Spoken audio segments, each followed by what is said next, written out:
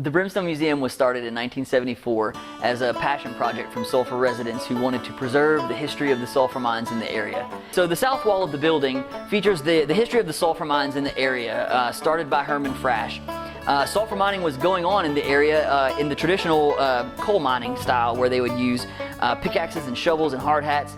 But Herman Frasch really revolutionized the process by melting sulfur under the ground using superheated water and steam.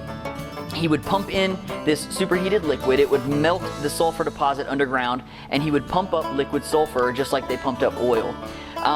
In this process, it was so much more efficient and produced a more pure product than traditional sulfur mining at the time, so much so that they put the rest of the world practically out of business. The exhibit features panels such as these with photographs and text panels, information panels, that really add to the city's understanding of its own history. We also have artifacts that we rotate on display from time to time throughout the year. This is our big map.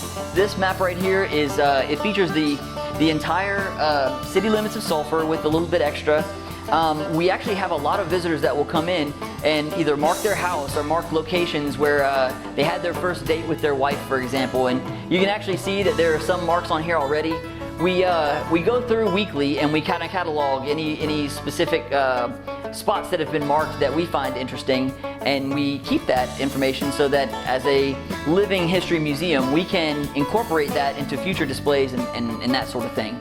This whole exhibit was a team effort on the shoulders of a couple of good people, Eric Manuel, Tom Trahan, and Carl Mott, who put this whole thing together using funding from a variety of sources, including the Visitors Bureau and the City of Sulphur, the Calcasieu Parish Police Jury, and many private donors and industry donors.